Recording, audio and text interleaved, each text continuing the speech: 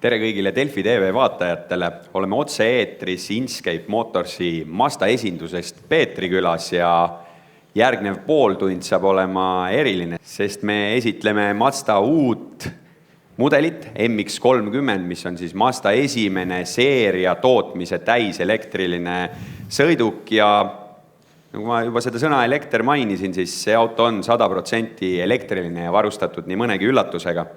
Aga käesoleva aasta on olnud autotööstuse jaoks murdeline, sest CO2 heitmenormid on järjest karmistumas ja eesmärgiga siis jõuda 2030. aastaks nende numbriteni, mis on ÜRO poolt ette kirjutatud, et süsinikukvoodid oleksid ikkagi järjest madalamad ja me peame siis ju koos astuma selle sammu, et kliima soojenemine ei läheks samas tempos edasi, nagu ta on hetkel läinud. Ja kui me võtame ette selle, et mis toimub meie teedel tänavatel, olgu selleks siis sõiduautod või mis tahes masinad, mis liiguvad sisepõlemismootoriga, siis need on tooted, mis CO2 kontsentratsiooni tõusule kõvasti kaasa aitavad ja see kaasa aitamine ei ole keskkonnale sugugi positiivne. Ja et tagada planeedi jätkusuutlikuks, tuleb meil üheskoos seda vähendada ja autotööstused on need, kes eelkõige peavad nagu endale otsa vaatama ja täna on nii palju erinevaid alternatiive juba turul, hübriidid, pistikhübriidid ja nüüd Mazdal siis ka nende esimene täiselektriline sõiduk.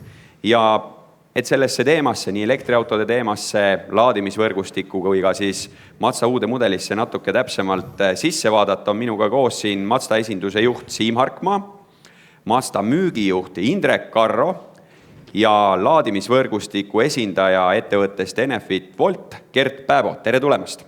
Tervist! Kuidas teie näete viimaste aastate suurimaid muudatusi autotööstuses? Raiko, nagu sa isegi ütlesid, siis tulenevalt Euroopa Liidu kui ka ülemaailmsetest normatiividest on autotööstuse seatud päris suur väljakutse vähendada CO2 heitmeid, tagamaks siis väiksem saaste, rohelisem loodus, päike ja rohelised puud ka meie järeltulevatele põlvedele. Ja viimaste aastate nõuete karmistumine on siis autotööstust sundinud neid samme kiirendama ja seda on meil siis ka näha tänavaastastest uute mudelite lansseerimistest, et nii Mazda kui ka konkurentide näol on turule tulnud mitmeid ja mitmeid alternatiivenergial baseeruvaid sõidukeid.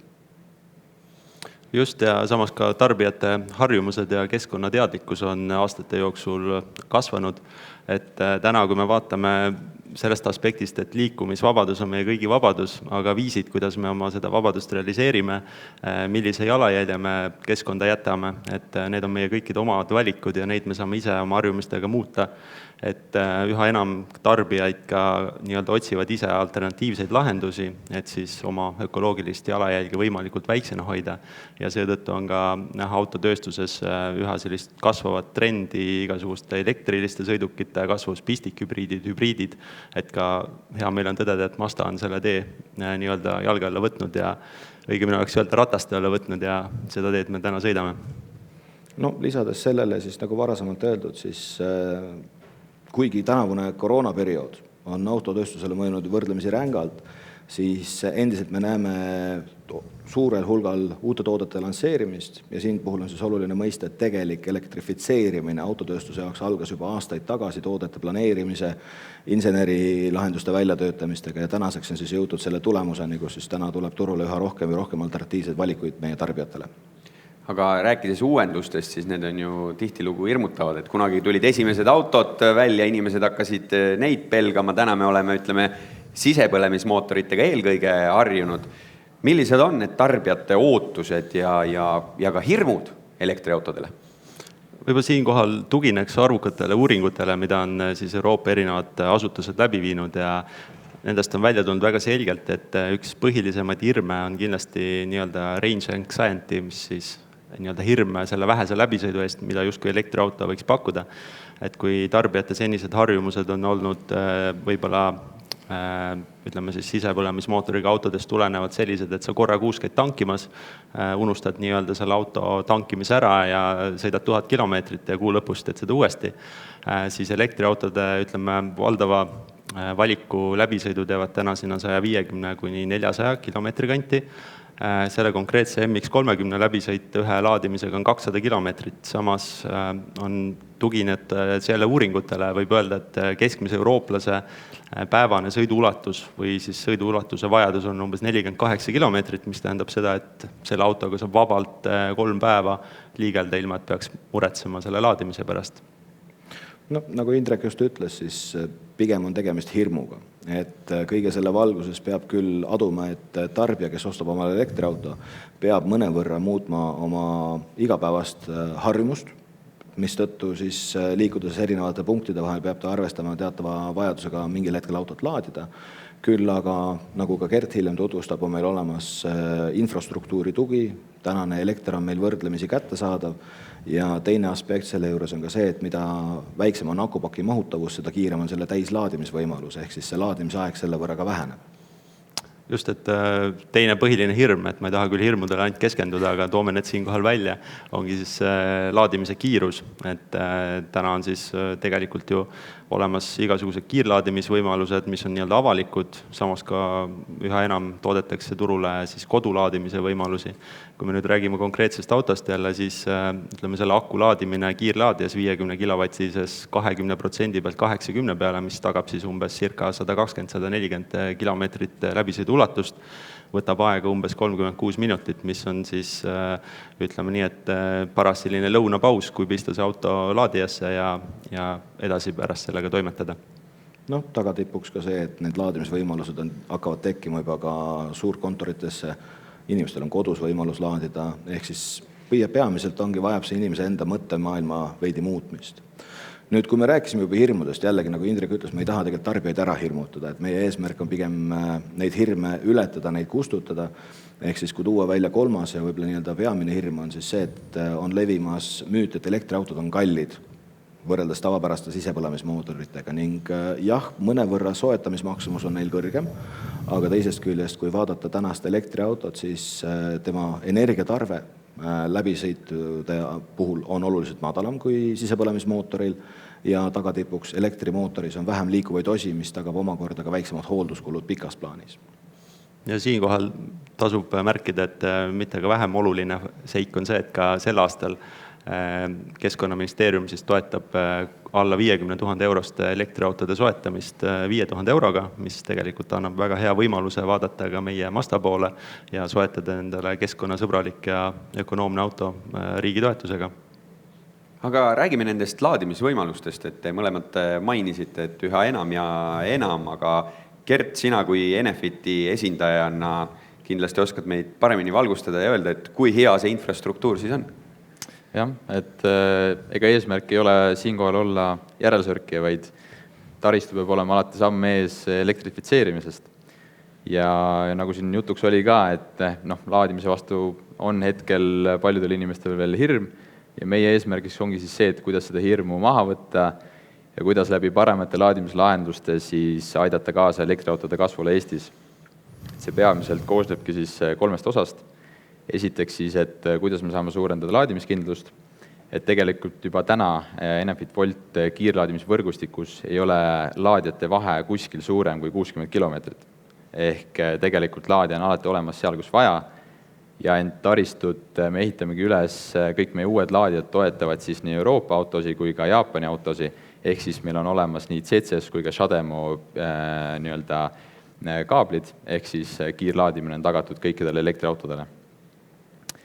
Teine oluline punkt on, kuidas muuta laadimist mugavamaks ja kiiremaks ja siinkohal ongi oluline see, et me enda strateegias keskendume just kiire ülikiirlaadijatele. Et ülikiirlaadijas 100 kilomeetri laadimine võtab vähem aega kui kabanossi söömine, kui sa just ei ole kiirsöömise võistleja, et see tõesti muudab seda laadimise olemust väga oluliselt. Ja kolmas punkt, millel me keskendume, on siis see, et kuidas vähendada seda auto kogukulu, ehk siis TCO-d.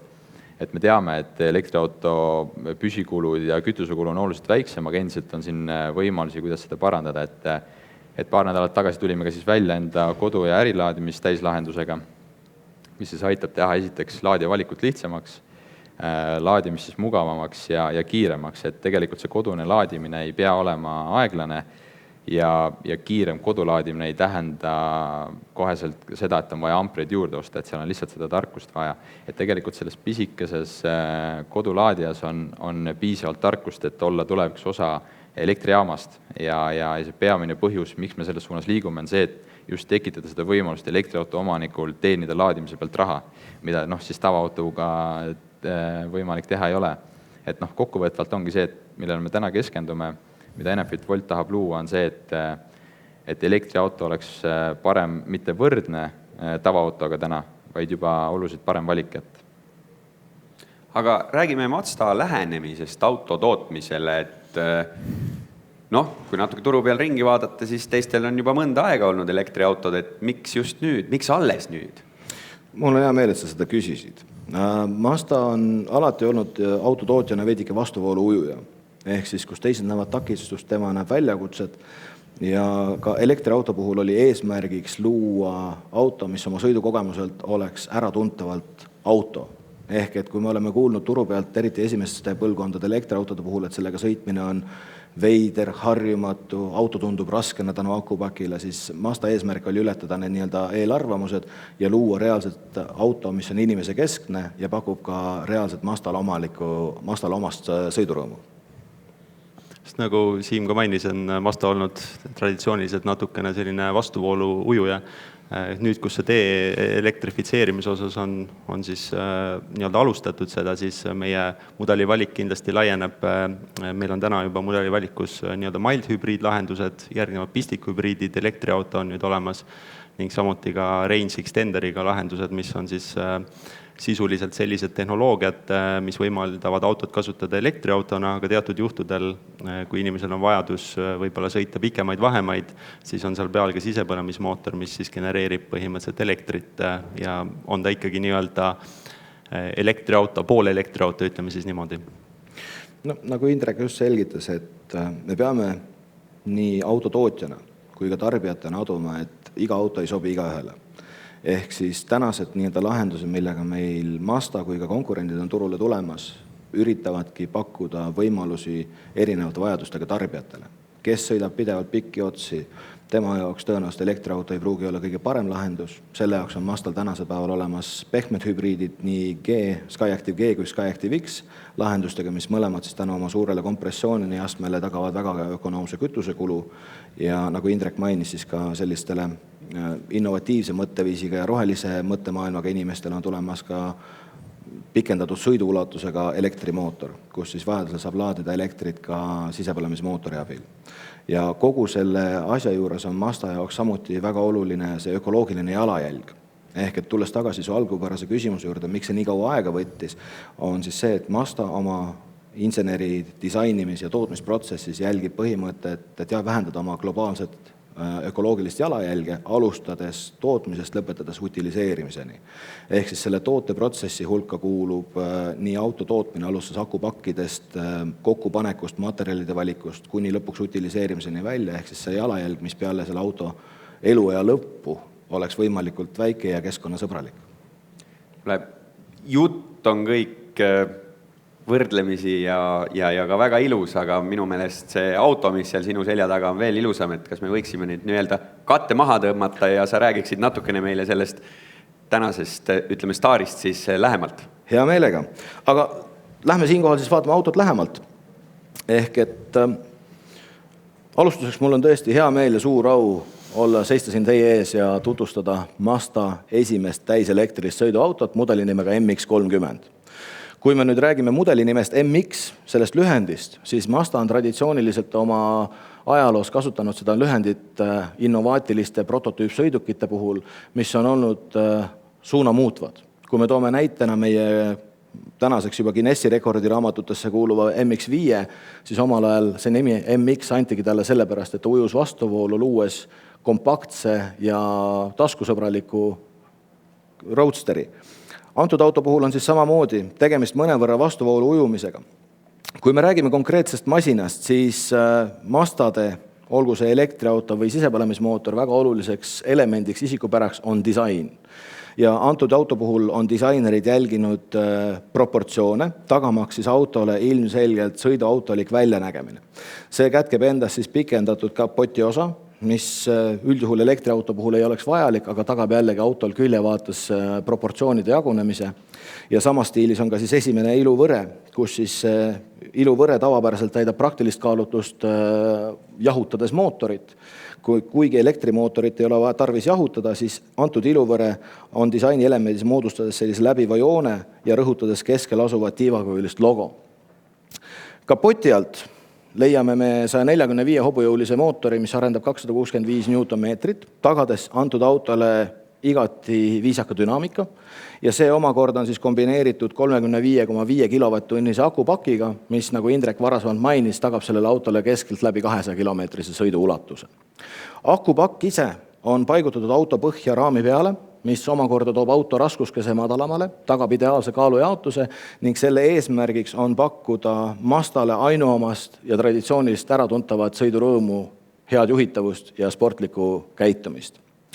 Kui me vaatame auto küljejoont, siis taaskord vaadates üldproportsiooni me tajume, et tegemist on traditsioonilise disaini mõttes sõiduautoga. Ta on maasturi tüüpi, aga samas järsult langev ja massiivne C-piilar annab talle kupeeliku välimuse. Samamoodi annab kupeeliku välimuse uste ülesehitus, mis jätab autost mulje justkui kupeest, aga siin tuleb välja üks Mazdale ainuomane isikupära. Nimelt Mazda on siin rakendanud vabastiilis uksi, mis on siis vastastikku avanevad. Ühest küljest aitas disaineritel auto kerekuju muuta hoomatavamaks, vabastades auto B-piilarist, aga teisest küljest praktilise poole pealt tagab siis ka tagumustele istmetele väga hõlpsa ligipääsu. Praktilise poole pealt on tegemist 5-kohalise autoga ja tagaistmetel on olemas ka Isofix kinnitused, kinnitamaks laste turvatoole ja pannes ka kõige pisimad ohutult istuma. Lisaks tasub siinkohal mainida, et Mazda nagu iga teine autotootja keskendub väga rangelt ka ohutusele, mis tõttu on siis auto konstruktsioon, uste ehitus ja sulgemismehhanismid töötatud välja selliselt, et külgkokkupõrkel ohutus ei oleks ohtu seatud ja antud juhul me usume ja loodame, et see auto saab meil peatselt Euro NCAP testis ka 5 tärni tulemuse. Liigume siit edasi vaikselt auto tahapuküljele. Tagaküljel jälgib Mazda samuti traditsioonilist autodisaini, küll aga siis mõningate iseärasuste ja eripäradega, mis siis toovad välja ka selle eripära, et tegemist on elektriautoga. Ehk siis, kui me taaskord vaatame C-piilarit, siis see joon laieneb edasi kuni tagaaknani, liitudes ja kombineerides ilusti ka tagatuledega. Tagatuled on siis täis LED-tuled, mis jällegi on Mazdale omase ringdisainiga, tekitades tagantvaates eksimatu arusaama, et tegemist on Mazdaga. Kui me juba siin tagapool oleme, vaatame korraks ka pakiruumi, rääkides veidikene praktilisusest. Autol on 366-liitrine pakiruum, mis on siis oma segmendis täiesti piisav. Siia peaksid ära mahtuma nii lasteasjad, vajadusel ka koer ja on ka täiesti praktilise kaalutlusega kasutatav. Lisaks tasub siis mainida antud auto puhul ka seda, et kui me räägime laadimistest, siis kui paljudel konkurentidel tuleb laadimisjuhtmed eraldi autoga kaasa osta, siis Mazdal on need juba hinna sees olemas. Aga liigume siis ka kokpiti või juhi töökoha poole. Nagu öeldud varasemalt, siis Mazda toodab ja loob oma autosid vastavalt juhile ja juhi kesksena või inimeste kesksena ja siin ei ole siis mingit erandit, ehk siis juhi kesktöökoht on loodud juhile intuitiivsena. Rool paikneb täpselt keskosas, samamoodi käetoed on võrdsel kõrgusel, et tagada mugav istumisasend ja vähendades ka sellist sõitmisel tekkivat väsimust. Kui me räägime materjalide valikust, siis pehmed materjal, mis on uksepaneelide peal siin, on toodetud taaskasutatud plastikust, ehk siis elektriautole tüüpiliselt kasutatakse siin väga palju keskkonnasõbralikke taaskasutatavad materjale. Sel teemal jätkates, siis nahksisu, mis siia on toodetud vegan põhimõttel, ehk ükski loom, lehm ei ole pidanud nende tootmiseks oma elu jätma. Kui me istume sisse, siis siit me leiame taaskord ühe Mazdale ajalooliselt väga olulise elemendi. Nimelt Mazda korporatsioon alustas oma elukäiku tegelikult korkpuidu töötlejana. ja kui me vaatame salongi disaini elemente, siis siin on kasutatud üsna suurel hulgal korkpuitu, mis on samuti saadud väga ökoloogilisel meetodil, ehk siis see on puude pealt kooritud, puid ei ole maha võetud ja see materjal on väga keskkonnasõbralik. Üleüldine materjalide ülesehitus on selline, et kõik, mis teil käe alla jääb, nii käetoest, armatuurist, on pehme katsuda, luues tõsiselt sellise eesrindliku elamuse autos istudes. Kui me räägime juhi töökohast ja üleüldisest ülesehitusest, siis antud auto puhul üks uuendus on digitaalne kliimapaneel. See on nüüd Mazda ajaloos esimene ja ta on ilusti kenasti visualiseeritud, aga samas ka mugav kasutada, ehk siis seda on võimalik juhtida nii puuteekraanilt kui ka siis nii-öelda elementaarfunktsioonid on dubleeritud nuppude näol, tagamaks siis vastavalt roolis olles käepärane funktsioneerimine, ilma et peaks teelt pilku pöörama. Samuti teine Mazdale iseloomulik lähenemine on siis infolustisüsteem. Kui tänapäeval on väga populaarne kasutada puuteekraane, siis tihtipeale puuteekraani miinuseks on eriti just lühemad kasvu inimestel ulatumine selleni. Mazda on sellele lähenenud pöördlülitiga, selle nimi on HMI ehk siis Human Machine Interface ja see on siis tõlgendatuna eesti keelde mõeldud juhi käepikenduseks. Selle lülitiga on võimalik juhtida kõiki funktsioone, see on väga intuitiivne ja kergesti õpitav ja Mazda kliendid on meile tagasisidet andnud samuti, et see on üks hinnatumaid väärtusi igapäevases kasutamises auto juures. Loomulikult, kui me räägime autost, ei saa me üle ega ümber ohutusest ja tänapäeval on siis autotootjad kõik investeerinud suurel hulgal vahendeid tagamaks sõitjate ohutus, nii passiivne ohutus kui ka aktiivohutus. Passiivse ohutuse all mõeldakse siis turvapatju, kerekonstruktsiooni ja võin teile kinnitada, et siin puhul on tegemist tüüpilise Mazdaga, mis on väga ohutu, aga aktiivohutuse puhul on just viimase aastakümne jooksul siginenud turule igasugune hulk juhiabisüsteeme. Ja Mazda ei erine siinkohal sugugi, ehk siis tänasel mudelil on standardis nii eessõitjaga distantsjälgi, püsikiiruse hoidja, rea hoidmisabiline, kokkupõrke ennetussüsteem, pimenurgaradar, tagumise ristuva liikluse hoiatus ja veel palju muud. Ja võib-olla ohutusest kui ka mugavusest sellise viimase elemendina tooksin välja Mazda täiendava isikupära, milleks on siis tuuleklaasi näidik. Nimelt siin armatuuri kohal paikneb väike kaamera, mis projitseerib olulist informatsiooni juhile otse tuuleklaasile. Ühest küljest on tegemist luksus- ja mugavusfunktsiooniga, aga teisest küljest ka ohutusfunktsiooniga. Nimelt Mazda on läbi aegade kõikide mudelite tootmises juhindunud sellest, et juht saaks pöörata tähelepanu teel toimuvale ja ei peaks pilku teelt pöörama. Tänu sellele ongi siis dubleeritud kliimanupud, et juht saaks neid intuitiivselt käsitleda, kui ka tuuleklaasi näidik, et kõik vajalik info oleks juhile kohe silma all hoomatav. Kui me selle kõik kokku võtame, siis on ütlus, et pilt ütleb rohkem kui 1000 sõna. Antud video, ma loodan, et ütleb veelgi rohkem, aga kindlasti kõige rohkem ütleb teile oma enda kogemus. Ehk siis meil on olemas tänasel päeval, nagu te siin videost näete, kohapeal autod täiesti reaalselt kasutamiskõlbas valmiduses ja kutsume kõiki huvilisi enda juurde Läiketeele proovisõidule. Küll aga palume kindlasti proovisõit eelnevalt kokku leppida, et me saaksime tagada teile parima elamuse, andes teile laetud auto ja tänases koroonaolukorras ka desinfitseeritud auto. Kokkuvõttes annan ma siinkohal jutujärje Raigole tagasi. Tänan teid tähelepanu eest ning loodan, et teile meeldis, mida nägite. Aitäh sulle, Siim. Väga põhjalik detailne ülevaade. Ütleme, et ma oleksin seda vajanud siin mõned päevad tagasi, sest mul oli võimalik ise avastada veidi seda autot. Ja nagu näete, siis Mazda MX-30, see on tõeline tulevik, elektriautod on meie tulevik ja nagu Siim ütles, tulge kindlasti proovisõidule. Minul aga õnnestus juba proovisõitu teha selle sama valge MX-30-ga siin mõni päev tagasi ja panna ta proovile Tallinna liiklusummikutes, nautida seda hetke ja neid võimalusi, mida elektriauto sulle pakub, sest et sa saad sõita bussireal samal ajal, kui terve liiklus seisab. Ja me küsisime ka tänaval inimeste käest, mida nemad arvavad, mis nad arvavad elektriautodest ja milliseid emotsioone pakub neile uus MX-30, nii et suured tänud veel Siim, Indrek ja Gert ning vaatame siia lõppu üheskoos siis selle emotsionaalse video. Aitäh teile! Meie tänane sõiduvahend on Mazda MX-30. See on Mazda esimene seeria tootmise täiselektriline auto. tema sõiduulatus ühe laadimisega on selline 200 kilomeetrit, mis on täiesti piisav, sellepärast et keskmine eurooplane kasutab oma autot päevas 48 kilomeetrit ja see on fakt, mis on uuringuga tõestatud. Aga ma näitan ühte ägedat asja sellel autol. Sa ei usu iial, et selline asi võib täna olla siin mõnel autol küljes.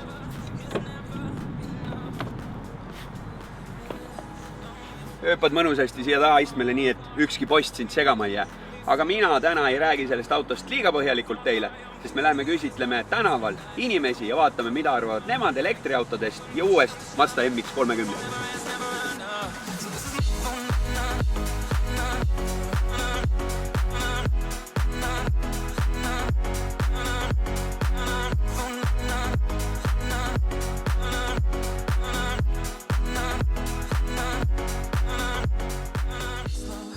Tere! Tere! Sõidate autoga igapäevaselt? Elektriauto peale olete mõelnud? Jaa, muidugi. Ta on üsna sportlik. Mis see eelis on, et tagauks nii pidavane? Vaata, kui mugav sinna sisse on istuda. Järgmine inimene sõidab V8 mootoriga autoga, nii et paremat meest ei saakski olla küsida kelle käest üldse, nagu elektriautode teema. See on muidugi super look. Ma kohe mainima, et mul on 4 last, nii et minu jaoks on see auto juba nagu... Aga pere teine auto? Elektriline, bussiread kesklinnas parkimised, sisu on, ütleme, nahk on vegan, ei ole ükski loom saanud. Vegan on väga hea. See villane osa siin on taaskäideldud plastik, nii et elektriauto puhul räägime ikkagi sellisest keskkonnasõbralikkusest. Nii, rool on niimoodi, no näed.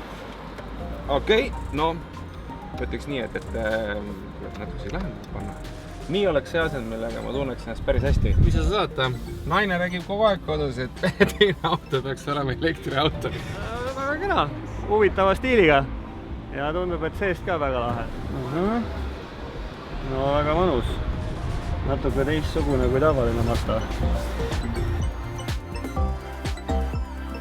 Tere! Kas keegi tahaks autoga bussi asemel koju saada?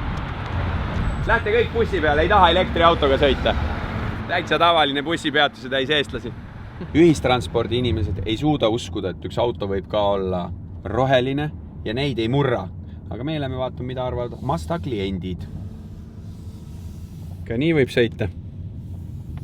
Ma eelistaks siiski elektriautot. Tere! Tervist! Mazda klient. Ja. Mis autoga sõidate praegu? Mazda 6. See on päris äge. Väga äge. Elektriauto peale oled mõelnud? Olen mõelnud, aga Mazdal ei olnud seda enne siiani. See uksesüsteem on äge, mis meeldib kohe nagu ja hakkab silma. Ja ei tegelikult välimuselt on ilus, pigem sportlik. Ilusam kui, ma ütleksin, enamus elektriautosid. Mulle Mazda tegelikult meeldib. See Mazda 6 oli, no see on ka päris hea, jah. Ainukene küsimus mul kogu aeg, kui see on elektriauto, miks seda vaja? Disaini pärast. See on hübriid või? Ei, 100% elektriauto. Ja kõik see, mis on näha, ongi selleks, et seda autot siin edasi liigutada. Emotsioone pakub Mazda MX-30 oma sõiduga, aga mis torkab nagu silma, mis jääb nüüd küll pikaks ajaks meelde, on kogu see materjali kasutus, mis on keskkonnasõbralik, aga ta on nii eriline. No see selline vildine plastmass, korgipuu.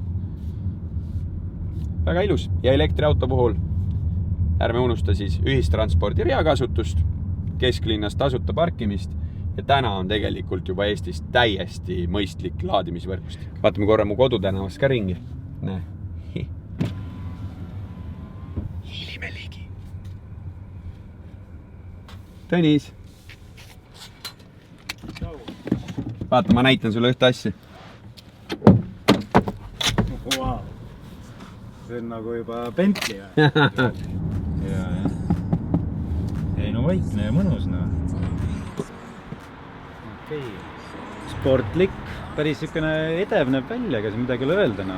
Täitsa nagu äge, mulle meeldis see esiots nagu kuidagi hästi, et ütleme nii, et elektriauto kohta näeb ta niisugune täitsa nagu tavaline välja, et ei olegi nagu liiga elektriauto. Mulle ikka see uksed nagu hullult meeldivad ikka. See on nagu lahe. On every word, yeah, every single one. So this is not for none. Promise to nights on bed and days on night.